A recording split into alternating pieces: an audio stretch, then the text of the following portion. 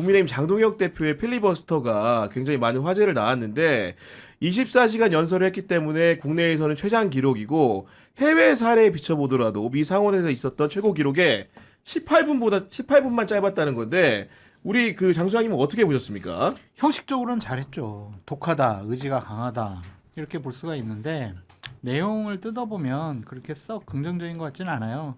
그러니까 지지자들이라든지 당원들에게는 환호, 그리고 당내에 약간 장동혁 대표 흔들리는 리더십, 지도력 이런 것에 대한 공격은 방어할 수 있는 수단이 됐겠지만 저 필리버스터를 통해서 국민의힘을 싫어하거나 뭐 여러 가지로 내란 특검법과 관련해서 찬성 의견을 갖고 있던 사람들을 뭐 반대 의견으로 끌어오거나 이런 효과는 없는 것 같아요. 그런 건 없는 거죠. 그냥 흔들리는 당내 리더십 강화 차원.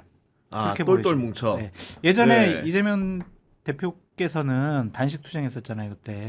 그때 뭐 비명이나 반명들 와가지고 다 이렇게 하고 아이고 빨리 일어나셔야죠, 그만하셔야죠 막 이러면서 비판 여론이 확 가라앉았잖아요. 그 효과를 좀 노린 것이 아닌가라는 생각이 듭니다. 우리 평론가님은 전반적으로 어떻게 보셨습니까? 저는 처음에 그 한동훈 견제용이다 이렇게 봤어요. 아, 처음에는 네, 최근에 한동훈 전 대표가 출판 기념회에서 성황리에 끝이 났잖아요. 그리고 메시지도 많이 내니까 당내 주도권의 위험을 느껴서 필리버스터를 했다. 뭐 이렇게 생각을 했는데 결국 뭐 지지층 결집에는 성공했네요. 근데 그 지지층이 전부 아스팔트 아닌가요? 결국은 내 방식대로 아스팔트 지지층만 결집시켜서 지방선거에 돌파하겠다라는 의지를 관철시킨 것이 아닌가라는 생각이 들고요. 정당 대표가 이렇게까지 해야 되나요? 그리고 이 내란 전단 재판부 법에 대해서 제가 양쪽에 다 비판적인데 예규나 내란 전단 재판부 법이나 똑같다면서요. 내용적으로. 둘 중에 하나 하면 되잖아요. 사실 이거는 논리적인 상황에서의 이슈는 소멸된 건데 정당 간의 이 뭐라고 합니까? 정쟁 프레임 때문에 계속해서 남아있는 이슈예요. 이걸 가지고 필리버스터를 했다는 거 우리 장성철 소장 지적대로 형식은 그럴듯해 보입니다만 내용적인 측면에서는 정쟁 이상 이하도 아니다. 이렇게 네. 냉담하게 말씀드리고 싶네요. 그 과정을 관찰한 언론 같은 경우에는 그 24시간 동안 연설을 하면서 6차례 화장실 갔다 온 거 이외에는 절대 다른 행위가 없었다는 묘사가 있고 거기에 더해가지고 손이 너무 저려가지고 지압볼을 쥐고 버텼다. 뭐 이런 얘기도 나옵니다. 그리고 이제 국민의힘 그 유튜브 구독자 수가 50만 명을 돌파했고 생중계 시간에 동시 접속자 수가 10,000명도 넘겼다. 이런 얘기들을 기술하고 있거든요. 우리 구교영의 정치비상국 구독자 몇만 명이에요? 55만 8천 명입니다. 우리가 조금 앞서네요, 보니까. 그러니까 뭐 50만 네. 명 한 거 자랑할 필요도 없을 것 같고 국민의힘 당원 100만 명이라면서요. 자랑하고 있잖아요. 근데 그 반만 지금 구독하고 있다라는 것을 보면 네. 특별히 자랑할 거 아닌 것 같고 그 전에 49만 9,990명이었어. 아, 그 전에 5만 명 되기 전에 10명 늘었어. 그렇게 좀 말씀드릴 수 있는데 이제 에피소드를 말씀드리면 예전에 저렇게 필리버스터 할 때는 어른용 팬티 기저귀 차고 소변도 그 자리에서 봤어요. 아, 진짜요? 네, 네. 화장실도 못 가게 해가지고. 야, 정말 엄격하게 했구나. 네. 근데 이제 여야간 대표들이 합의해서 그거는 좀 너무하지 않냐 해가지고 이렇게 제도 개선이 있었던 건데 의지는 정말 강하고 이거는 뭐 우리가 조롱하거나 비아냥거릴 건 아닌 것 같고 본인의 정치적인 생명력을 연장하기 위해서 이러한 선택을 한 거 뭐 장동혁 대표 입장에서는 스스로 뿌듯해할 것 같습니다. 그래서 어제 보통 이렇게 24시간 하면 오전엔 좀 자야 되는 거 아니에요? 피곤하고. 근데 많은 사람들 만나가지고 또 밥도 먹고 점심도 그러니까요. 먹고 사진도 찍혀서 올라오고 막. 아니, 그리고 이제 뭐 연단에서 내려와가지고 의원들이 도열한 상황에서 이미자 의원 같은 경우에는 막 장동혁을 이렇게 외치기도 하고 하는 모습도 우리가 장동혁이다. 그런 응원도 많았죠. 네. SNS상에서는. 네, 장해찬 씨. 네. 그런 상황이었는데 유독 한 사람은 별다른 반응을 내놓지 않았습니다. 한동훈 전 대표. 따로 입장을 전혀 올리지 않은 것으로 보이거든요. 뭐 어떻게 내놔요, 근데 굳이 내놓을 필요가 잘했다라고 할 수도 없고 잘못했다고 할 수도 없잖아요. 그냥 굳이 뭐 논평 안 해도 될 것 같습니다. 네, 우리 평론가님 생각 어떻습니까? 뭐 저도 그런 것 같아요. 네. 근데 아마 한동훈 대표 입장에서는 아이고 장동혁 했네 그런 생각 할 것 같아요. 결국은 위기는 또 극우 작전으로 넘어서려고 하는구나. 네. 뭐 이렇게 판단을 했지 않았나라는 생각이 들고요. 저는 굉장히 위험하다고 봐요. 생각이 바로 서 있지 않고 방향이 불분명한데 죽도록 열심히 하는 경우. 아. 우리 직장 상사들 중에 그런 이야기 하지 않습니까? 무슨 말씀인지 알겠습니다. 머리는 좋은데 뭐 부지런하지 않은 사람, 머리도 나쁜데 부지런한 사람, 뭐 그런 이야기를 하는데 방향을 정하지 못했는데 권력욕이 아주 강한 사람들, 그런 사람이 집권한 게 윤석열입니다.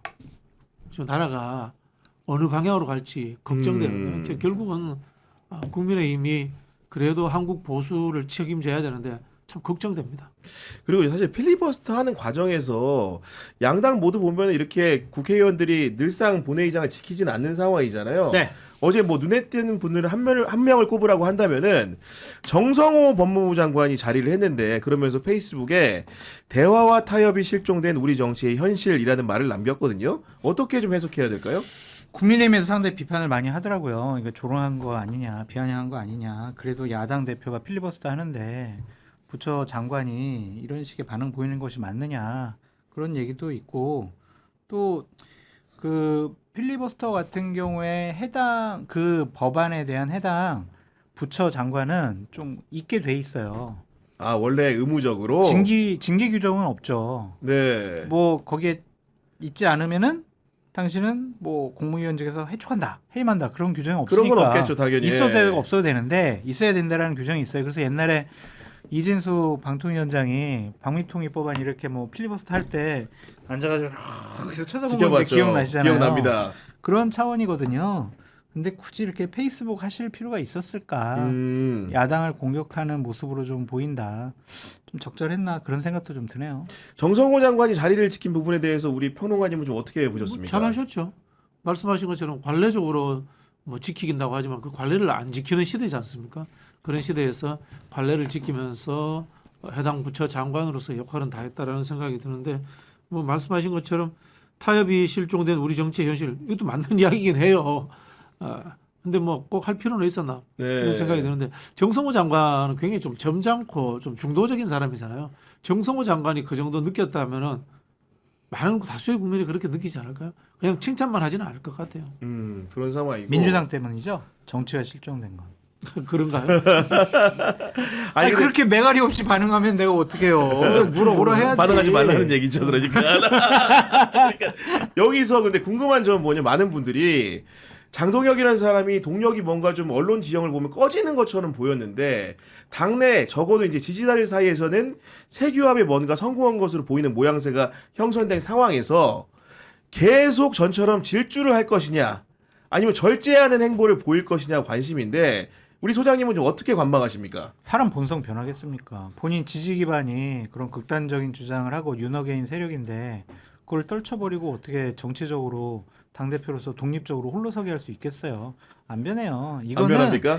보다 더 내가 극우적으로 가겠다, 오른쪽으로 더 가겠다, 그런 강력한 의지의 표현이 아닌가, 그런 생각이 들고, 당 주위 그동안 임명해봤던 사람들 봐보세요. 장해찬. 그 지금 나와서 하는 얘기가 뭐예요? 윤석열 지켜야 된다고 계속 이러고 있고, 2호선 헌법학자가 헌법 밖에 있는 얘기를 하잖아요. 헌재를 때려 부숴야 된단 말, 이런 얘기를 하거나, 비상계엄 뭐 잘했다라고 하거나, 이런 거 옹호하는 거, 이런 자격 없는 사람들을 임명하는 거 보면 그냥 나 이대로 쭉 가겠어, 나 20% 지지율 확고하게 더 하겠어, 그런 판단인 것 같습니다. 우리 평론가님 볼 때도 같은 의견이십니까? 그렇죠. 제가 앞서 말씀드렸습니다만은 민주당이 위헌적 요소들을 다 제거를 했습니다. 그렇기 때문에 이게 뭐 위헌 정당으로 소송으로 갈 일도 없어요.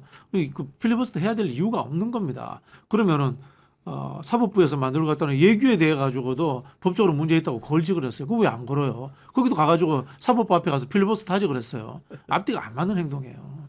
그러니까 이거는 자기 지지층 그런 네. 모아가지고 한동훈 전선 만들겠다라는 그런 흐름으로밖에 안 보여요. 곧 아마 이제 한동훈 전 대표 징계하지 않을까, 그런 생각이 듭니다. 특검 수사 얘기로 좀 넘어가 보면은 김건희 씨의 로저비비의 가방 수수 의혹을 수사 중인 김건희 특검이 국민의힘 당대표실이 개입한 것으로 보이는 흔적을 발견했다는데, 그러니까요. 그러니까 그 상품 들어있는 상자에 국민의힘 당대표 김기현이라는 문구가 인쇄된 스티커가 있었다. 우리 장 소장님은 비밀을 알 것 같아요. 비밀은 모르지만 그냥 나온 현상을 가지고 네. 해석을 하자면 김기현 대표가 김건희 씨에게 준 것이 아니냐라는 생각이 들어요. 직접 줬을 수도 있고 아니면은 부인이 어이구 대표님 저기 건희 여사가 나 밥 먹으러 오라는데 나 빈손으로 갈까?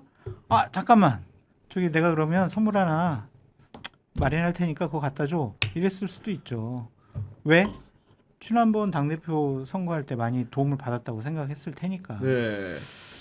그래서 이게 액수가 이제 거의 한 260만 원, 300만 원 가까이 되는 건데 이거를 뇌물로 봐야 되냐 아니면 인사치레로 봐야 되냐. 근데 기본적으로 당대표 되는데 많은 도움을 받았다고 생각할 수밖에 없잖아요. 아 당연하죠. 그렇죠. 앞뒤 맥락이 이준석 쫓아냈으니까. 그렇죠. 네. 그거는 대통령이 쫓아냈다라는 거 우리는 다 알고 있잖아요. 음. 그럼 고마움이 있겠죠.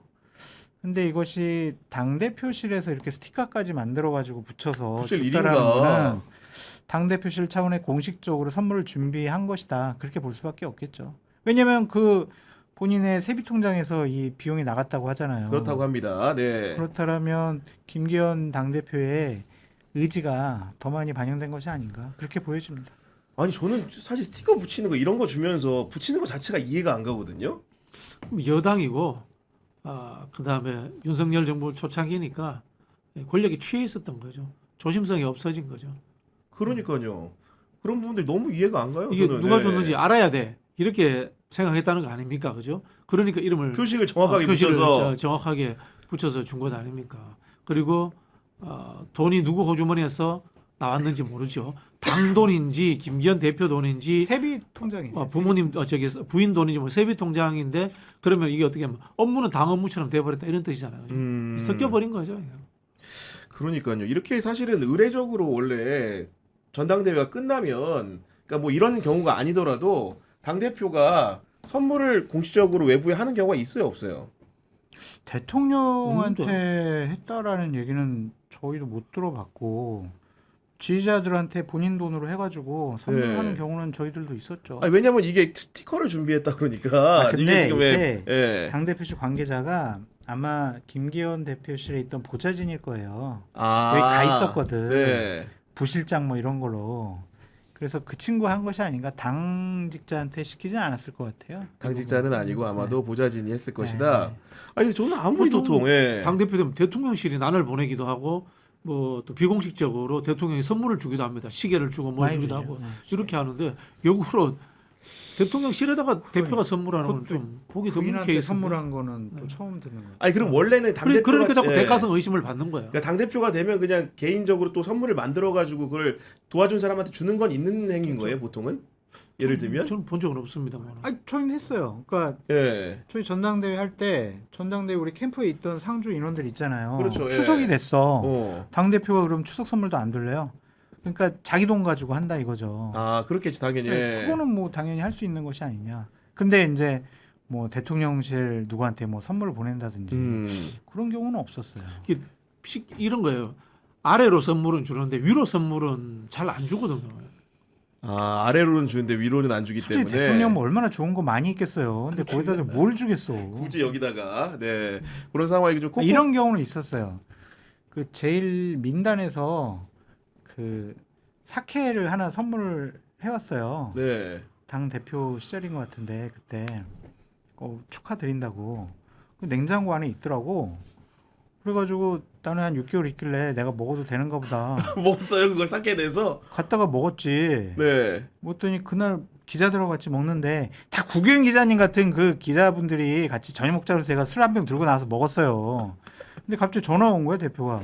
어디냐 그래서 기자 술 먹고 있다고. 근데 오겠대. 그래서 오시라고. 한 잔 드. 야, 이 술 정말 맛있대. 이거 어디서 났니? 아, 나 여기 왔는지도 모르고. 그래가지고 대표님실 안에 그 냉장고에서 꺼내왔다고 그랬더니 모양은 이렇게 생겼고 포장지는 이렇게 된 거지 그러더라고. 그러더니 갑자기 넌 나한테 뒤졌다고 막 그러시는 거예요. 그래서 왜 그러냐 그랬더니 이명박 대통령 얼마 있다 찾아뵐 건데 전 대통령 그때 그 들고 가가지고 먹으려고 했었다고. 근데 그걸 빼왔다고. 전 대통령하고 술 먹을 거를 훔쳐 먹은 너 보자.